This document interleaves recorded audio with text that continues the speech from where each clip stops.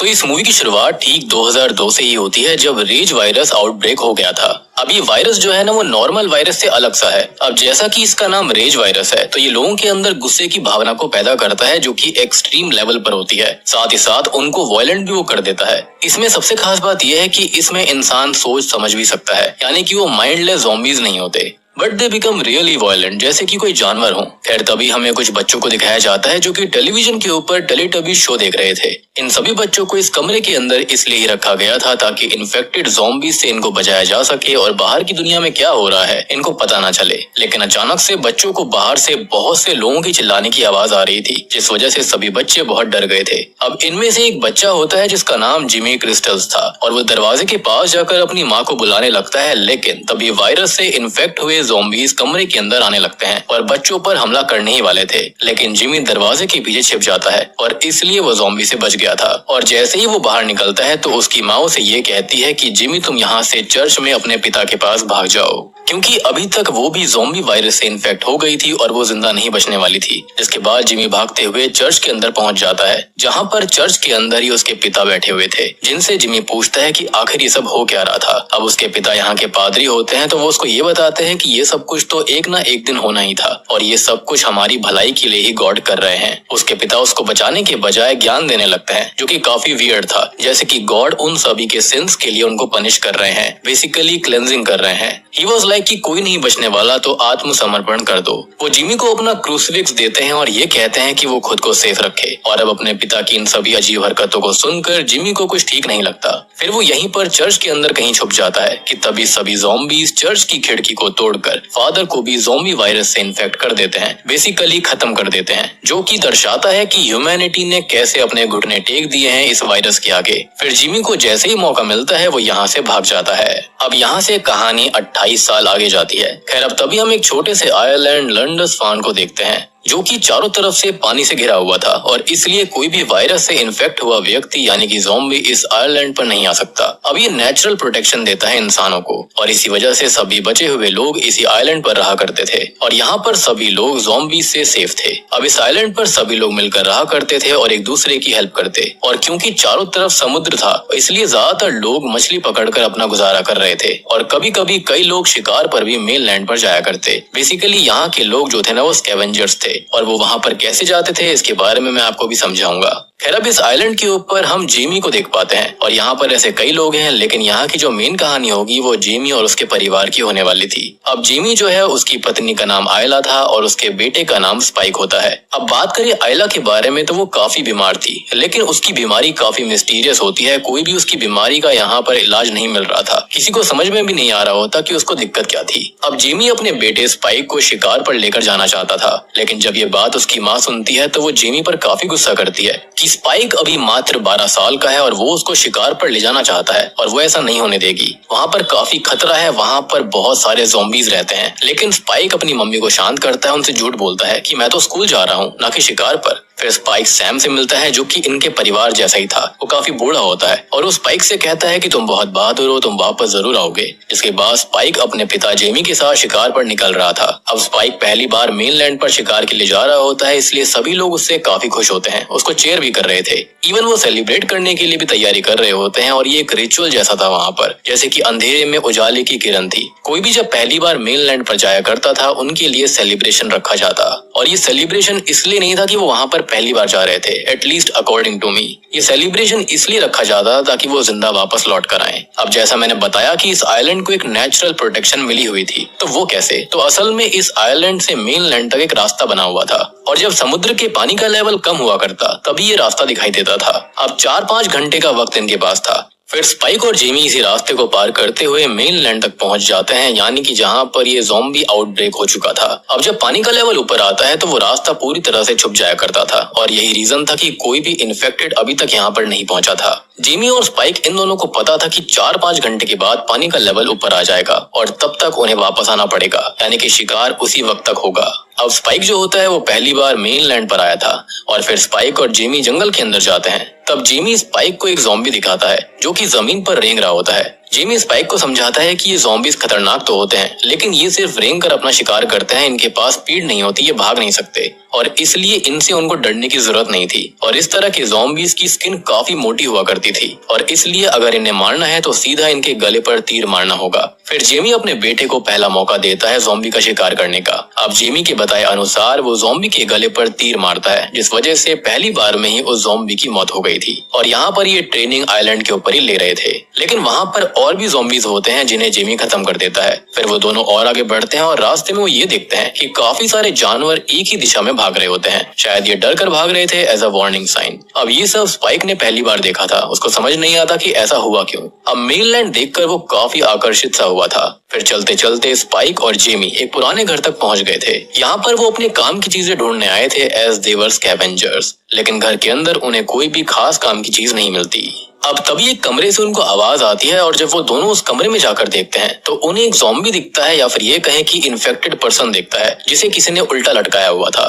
वो ज़ॉम्बी अभी भी जिंदा होता है। जेमी फिर स्पाइक से कहता है कि इसे मार दो, लेकिन स्पाइक डर जाता है और ये काम नहीं कर पाता। पर जेमी के बार बार कहने पर, उकसाने पर स्पाइक हिम्मत करके उस इन्फेक्टेड पर्सन को खत्म कर देता है। फिर ये दोनों वहाँ से निकल जाते हैं और जंगल के अंदर बढ़ते हैं। अब जंगल के अंदर इनको कुछ लाशें मिलती हैं जिन्हें बहुत ही बुरी तरह से मारा गया था। जेमी जब आसपास देखता है तो उसको समझ आ जाता है कि ये काम किसी आम इन्फेक्टेड का नहीं है, बल्कि रेज वायरस से इन्फेक्ट हुए लोगों का है। जब किसी में रेज वायरस चला जाता है तो वो बहुत ही ज्यादा खतरनाक हो जाते हैं, डेंजरस हो जाते हैं। ऐसे ज़ॉम्बीज न सिर्फ ताकतवर होते हैं, बल्कि वो सोच समझ भी सकते हैं, घर परिवार तक रख सकते हैं। और इसलिए जेमी स्पाइक से कहता है कि उनको तुरंत यहाँ से निकलना पड़ेगा। फिर ये दोनों चलते चलते एक खुले मैदान में पहुंच गए थे और उन्हें वो मैदान क्रॉस करना था। खैर अब तभी वो ये देखते हैं कि सामने से कुछ अल्फा ज़ॉम्बीज आ रहे थे जो कि खतरनाक होते हैं। वो चल सकते हैं, दौड़ सकते हैं, इंसानों का पीछा भी कर सकते हैं, यानी कि उनसे भी तेज वो भाग सकते थे।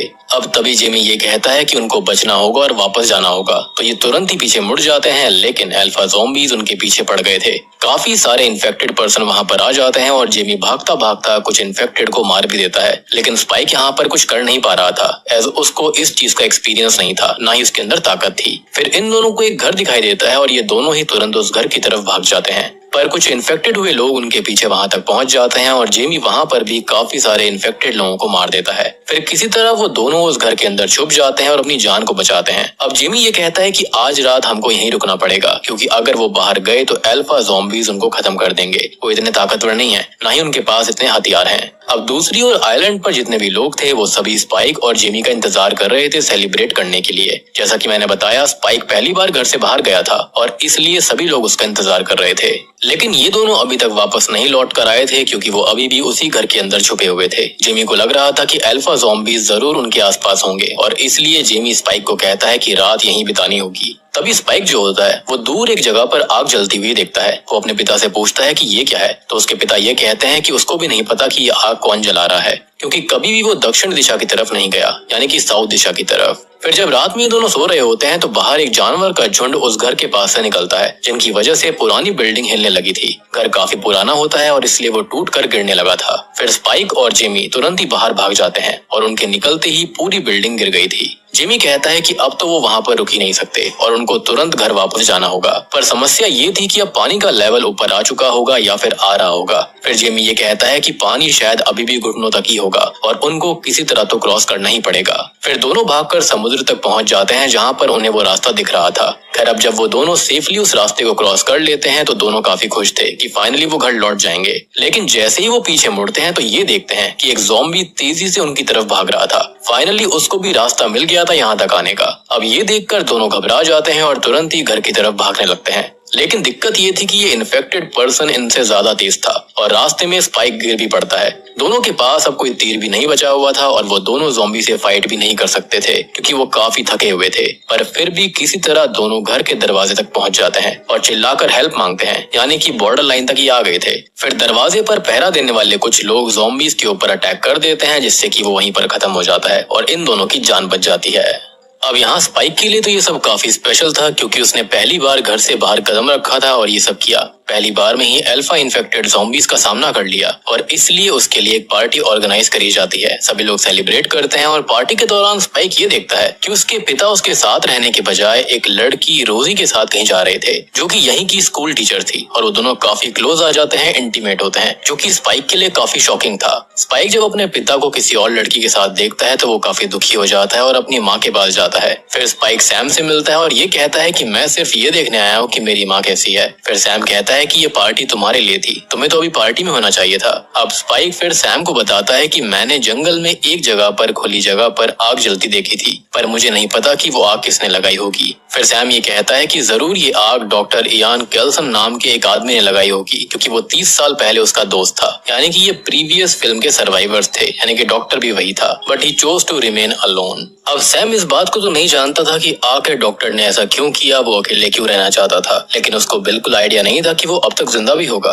फिर सुबह जिमी घर वापस आ जाता है, तब स्पाइक अपने पिता पर काफी गुस्सा था। वो कहता है कि आप तो दूसरी लड़कियों के साथ ही समय बिताते हो और मॉम की तो आपको बिल्कुल परवाह नहीं है, और आप हमें अकेला छोड़ दो, हम खुद देख लेंगे। स्पाइक फिर ये भी बोलता है कि आपने डॉक्टर इयान केल्सन के बारे में भी झूठ कहा, आप उसको जानते थे, हो सकता है कि वो डॉक्टर हमारी माँ को ठीक कर सके। फिर जेमी बोलता है कि वो डॉक्टर है ही नहीं, वो तो एक पागल आदमी है, और हमने उसे एक बार देखा था जब वो लाशों को जला रहा था, उनके कंकालों को इकट्ठा कर रहा था, और उसने हमको देखा भी था, पर हम डर के मारे वहाँ से भाग गए थे। लेकिन मुझे ऐसा लगता है कि अगर डॉक्टर बुरा इंसान होता तो इनको पकड़कर वहीं पर खत्म कर देता, लेकिन उसने ऐसा कुछ नहीं किया, तो हो सकता है कि ये कोई मिसअंडरस्टैंडिंग रही होगी। फिर अगली सुबह स्पाइक एक जगह जानबूझकर वहाँ आग लगा देता है और सबको ये बोलता है कि आग बुझानी पड़ेगी, जल्दी चलो। तो जो भी लोग गेट की सिक्योरिटी कर रहे थे वो भी आग बुझाने के लिए वहाँ पर भाग जाते हैं। तब स्पाइक जो होता है वो चुपके से ही बिना किसी को बताए अपनी माँ आइला के साथ मेनलैंड की तरफ निकल पड़ता है। वो अपनी माँ को बताता है कि एक डॉक्टर है जिनका नाम है डॉक्टर केल्सन, वो आपका इलाज कर सकते हैं और इसलिए मैं आपको उनके पास लेकर जाऊंगा।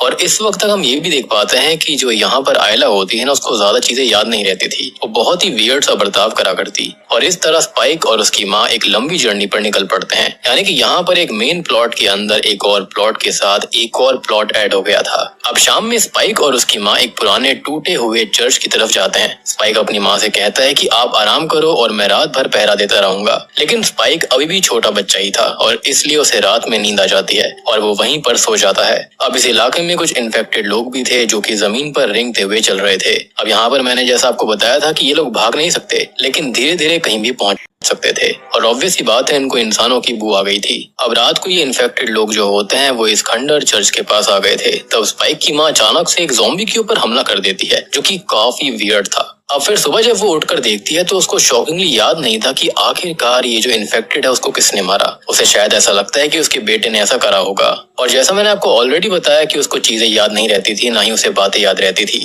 तभी दूसरी ओर मेनलैंड के अंदर कुछ सोल्जर्स इन्फेक्टेड लोगों को मार रहे थे। वो कई सारे इन्फेक्टेड लोगों को तो गोली मारकर खत्म कर देते हैं, लेकिन फाइट के दौरान कई सोल्जर्स खुद भी इन्फेक्टेड हो गए थे और खुद भी ज़ॉम्बी बन गए थे। लेकिन सिर्फ एक सोल्जर जिसका नाम एरिक होता है वो बच जाता है, जो कि किसी तरह से यहाँ से बचकर भाग गया था। अब इसके बाद जब स्पाइक और उसकी माँ अपने सफर को जारी रख रहे होते हैं तो स्पाइक की माँ उसी को अपना हस्बैंड भी बुला रही होती है, क्योंकि बीमारी की वजह से उसका दिमाग भी ठीक से काम नहीं कर रहा था, तो उसे कुछ भी याद नहीं रहता कि ये लड़का है कौन, उसका पति है या फिर बेटा है। अब तभी सरसों के खेतों के अंदर एक इन्फेक्टेड पर्सन उनकी तरफ आ रहा था, लेकिन स्पाइक जो होता है वो आराम से उस ज़ॉम्बी को मार डालता है और फिर वो दोनों आगे बढ़ते हैं। और आपने पोस्टर्स के अंदर इसी ज़ॉम्बी को हमेशा देखा होगा जब इन लोगों ने 28 ईयर्स लेटर मूवी को प्रमोट किया। लेकिन अचानक से ही तभी वहां पर इस आवाज को सुनकर काफी सारे ज़ॉम्बीज इन्फेक्टेड पर्सन आ गए थे, तो स्पाइक और उसकी माँ भागकर एक गैस स्टेशन में छिप जाते हैं। लेकिन वहां पर चारों तरफ गैस फैली हुई थी और वहां पर इन्फेक्टेड उनके पीछे आ गए थे और उन पर हमला करने ही वाले थे। लेकिन तभी वहां पर बचा हुआ सोल्जर एरिक आ जाता है और उन पर गोली चला देता है। अब ऑब्वियस सी बात है वो गैस स्टेशन था, जिसकी वजह से वहाँ एक बड़ा धमाका होता है। सारे इन्फेक्टेड पर्सन मारे जाते हैं, लेकिन यहाँ मिरेकुलसली स्पाइक और उसकी माँ बच गए थे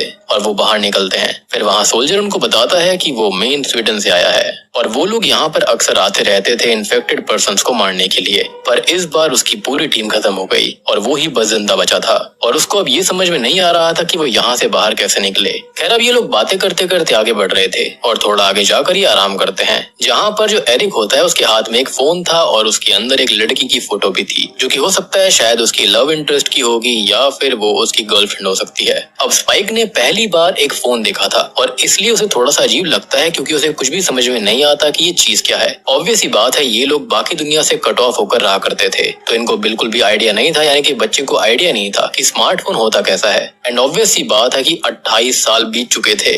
अब स्पाइक जो होता है वो सोल्जर एरिक को बताता है कि उसकी माँ को हेल्थ प्रॉब्लम्स हैं, यानी कि आयला को, और वो उनको एक डॉक्टर इयान एल्सन के पास में लेकर जा रहा है। और अगर सब कुछ ठीक रहा तो डॉक्टर से मिलने के बाद वो उसको अपने आइलैंड पर ले जाएगा और वहाँ पर वो सेफ भी रहेगा। बट आई ट्रूली बिलीव कि इतनी अच्छी गर्लफ्रेंड होने के बाद वो वहाँ रहना नहीं चाहता होगा। एनीवेज, अब आगे चलते चलते इनको एक ट्रेन दिखाई देती है और ट्रेन के अंदर से ज़ॉम्बीज़ आवाज कर रहे थे, तो इसलिए स्पाइक की माँ ट्रेन के अंदर देखने जाती है और ये देखती है कि शॉकिंगली एक इन्फेक्टेड लेडी वहाँ पर प्रेग्नेंट थी और वो बच्चा डिलीवर करने वाली थी। फिर स्पाइक की माँ जो होती है वो बिना डरे हुए एक इन्फेक्टेड लेडी, यानी कि एक इन्फेक्टेड ज़ॉम्बी की हेल्प करती है और वो इन्फेक्टेड लेडी एक छोटे से बच्चे को डिलीवर करती है और शॉकिंगली ये बच्चा बिल्कुल हेल्दी था, यानी कि उसके अंदर कोई भी ऐसा निशान नहीं था जिससे ये लगे कि उसके अंदर रेज वायरस हो। सो माइट भी ये वायरस जो है वो बच्चों पर असर नहीं करता, या फिर ये हो सकता है कि उस बच्चे के अंदर म्यूटेशन हो गई होगी। एंड आई बिलीव कि ये बच्चा नॉर्मल इंसानों से काफी शक्तिशाली होगा, या फिर ये कहा जा सकता है कि इन्फेक्टेड और नॉर्मल ह्यूमंस के बीच का बंदा,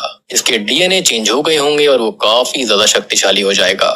मतलब ऐसा कहा जा सकता है कि उसके अंदर वो सारी खूबियां होंगी जो कि रेज वायरस के अंदर होती थी, लेकिन वो उनको शायद इजीली कंट्रोल कर सकता है। खैर, अब जब इन्फेक्टेड उनके ऊपर हमला करने वाली होती है तभी सोल्जर एरिक जो होता है वो उस लेडी को गोली मार देता है। फिर एरिक ये कहता है कि इस बच्चे को यहीं छोड़ दो, ये खतरनाक हो सकता है। उनको नहीं पता कि ये बच्चा कैसा बिहेव करेगा, लेकिन स्पाइक की माँ यानी कि आयला बेबी को छोड़ने से इनकार कर देती है। अब तभी होता यह है कि वहाँ पर इसी प्रेग्नेंट लेडी का हस्बैंड या फिर ये साथ में रहा करते थे उनका अल्फा ज़ॉम्बी आ जाता है, जो कि सोल्जर को पकड़ लेता है और उसकी गर्दन ही तोड़ देता है। वो लिटरली उसकी गर्दन पकड़कर उसकी रीढ़ की हड्डी समेत उसे उखाड़ देता है और ये देखकर तो स्पाइक और उसकी माँ तुरंत ही वहाँ से भागने लगते हैं। और अब वो ज़ॉम्बी जो होता है यानी कि अल्फा ज़ॉम्बी, वो स्पाइक और उसकी माँ के पीछे पड़ गया था। स्पाइक उस ज़ॉम्बी पर बहुत सारे तीर मारने की कोशिश करता है, लेकिन उसे कुछ भी नहीं होता। अब देखो, यहाँ पर ऐसा नहीं है कि उसे दर्द नहीं हो रहा था, लेकिन ये रेज वायरस इतना खतरनाक होता है कि इंसानों को यहाँ पर दर्द महसूस नहीं होता और वो अपनी विल पावर से अपने वायलेंट नेचर के चलते आगे बढ़ सकते हैं। अब जब ये अल्फा ज़ॉम्बी इन दोनों को ऑलमोस्ट मारने ही वाला होता है तभी एक आदमी वहाँ पर आ जाता है। वो ज़ॉम्बी को एक बेहोशी का डार्ट लगा देता है, एक इंजेक्शन देता है और तब जाकर हमको पता चलता है कि ये आदमी कोई और नहीं बल्कि खुद डॉक्टर इयान कैल्सन है, जो कि इसी इलाके में रहता है। अब यहाँ पर एक इंटरेस्टिंग डिटेल ये आती है कि जो डॉक्टर कैल्सन होते हैं वो यहाँ इस अल्फा ज़ॉम्बी को यानी कि अल्फा इन्फेक्टेड पर्सन को सैमसन बुलाया करता था और वो ये बोलता है कि वो इन अल्फा ज़ॉम्बीज का लीडर भी है। तो यहाँ पर उसने इसे सैमसन का नाम इसलिए दिया था क्योंकि उसका फ्रेंड का नाम भी सैम था और ये वही सैम है जिसको हमने शुरुआत में स्पाइक से बात करते देखा था, यानी कि वो अपने दोस्त को आज तक भूला नहीं है। अब डॉक्टर जो होता है वो इन दोनों से ये कहता है कि जब तक सैमसन यानी कि ये अल्फा ज़ॉम्बी होश में ना आए उनको वहां से निकल जाना चाहिए। फिर वो स्पाइक और उसकी माँ को अपने साथ रहने वाली जगह पर लेकर जाता है जहाँ पर वो अकेला ही रहा करता था। अब तभी यहाँ पर हम उस खौफनाक नजारे को देखते हैं जिसके बारे में जिमी ने स्पाइक को बताया था कि डॉक्टर एक पागल इंसान है और वो लोगों को जला रहा था, उनकी खोपड़ियों को इकट्ठा कर रहा था। तो डॉक्टर कैल्सन यहाँ पर वायरस फैलने के बाद जितने भी लोग खत्म हो जाते थे उनको जलाकर उनके सर की खोपड़ी से एक टावर बनाया करता था और वो एरिक के सर की खोपड़ी को भी वहां पर अपने साथ लेकर आया था, जिसे स्पाइक बाकी के खोपड़ियों के साथ रख देता है। और डॉक्टर कैल्सन ये बताता है कि यहाँ पर वो ऐसा इसलिए करता है ताकि वो उनको सम्मान दे सके और ये रियल में एक चीज होती है, बेसिकली सम्मान देना, किसी चीज को याद करना, लोगों को याद करना। अब डॉक्टर कैल्सन यहाँ पर इस बात का भी जिक्र करता है कि काफी सालों बाद वो किसी इंसान से बात कर रहा है जो कि इन्फेक्टेड ना हुआ हो, अदरवाइज वो यहाँ पर अकेला ही रहकर काफी बोर सा हो गया था। वो ये बताता है कि वरना यहाँ पर तो हमेशा इन्फेक्टेड पर्सन ही उसको दिखते रहते हैं। अब तभी स्पाइक जो होता है वो सीधा मुद्दे पर आता है और डॉक्टर कैल्सन से कहता है कि उसको अपनी माँ का इलाज करवाना है, लेकिन डॉक्टर कैल्सन ये कहते हैं कि उसके पास कोई भी प्रॉपर इक्विपमेंट नहीं है, कोई भी टूल नहीं है, तो वो चेक कैसे कर सकता है और वो कैसे बताएगा कि उसकी माँ को दिक्कत क्या है। इसके बाद स्पाइक ये बोलता है कि रास्ते में एक ज़ॉम्बी ने बेबी को जन्म दिया था और ये बच्चा मेरी माँ लेकर आई है और बेबी बिल्कुल हेल्दी था। डॉक्टर कैल्सन कहता है कि इस बच्चे को दूध चाहिए होगा और सिर्फ पानी से या फिर किसी और चीज से वो ज्यादा दिन जिंदा नहीं रह पाएगा। बेसिकली वो ये कहना चाहता था कि उसे अपने साथ उसे ले जाना पड़ेगा।